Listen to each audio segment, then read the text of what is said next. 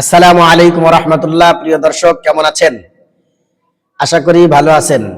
আজকে রোজার নিয়ত করা কি এ সম্পর্কে আলোচনা করব ইনশাআল্লাহ। রোজার নিয়ত করা ফরজ। কেউ যদি রোজার নিয়ত না করে তাহলে সারাদিন অনাহারে থাকা, যৌন তৃপ্তি থেকে বিরত থাকা, এগুলো একেবারেই বৃথা, রোজা হবে না।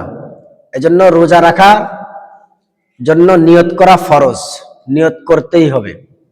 তবে এই নিয়তটা যদি কেউ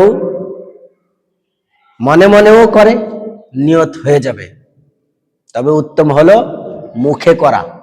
কারণ মনের ভিতর অনেক সময় খটকা থাকতে পারে, এই খটকাটা দূর হয়ে যাবে যদি মুখে উচ্চারণ করে। এখন আসেন, নিয়ত কি হবে, কিভাবে করব। আপনি যদি বাংলা ভাষাভাষী হন তাহলে বাংলায় নিয়ত করবেন, যদি অন্য কোনো ভাষাভাষী হন অন্য কোনো ভাষায় নিয়ত করবেন। আরবিতেও নিয়ত করা যাবে, আপনি যেই ভাষাভাষীর সেই ভাষায়ও নিয়ত করা যাবে, আরবিতেও করতে পারবেন।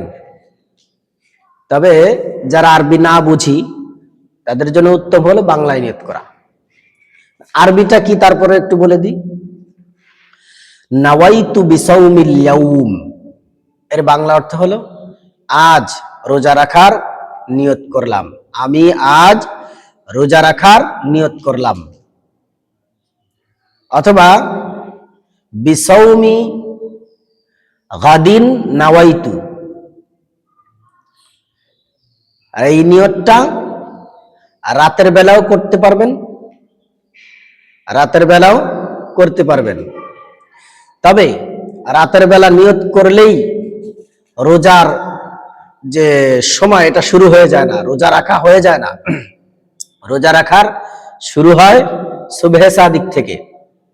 তো এই যে রাতের বেলা নিয়ত করলেন, সারা রাত আপনি খাওয়া দাওয়া করতে পারবেন, তারপরে আপনি যত চাহিদা আছে সেগুলো পূরণ করতে পারবেন, জায়েজ। আপনার ধরা হবে সুবহে সাদিক থেকে নিয়ে।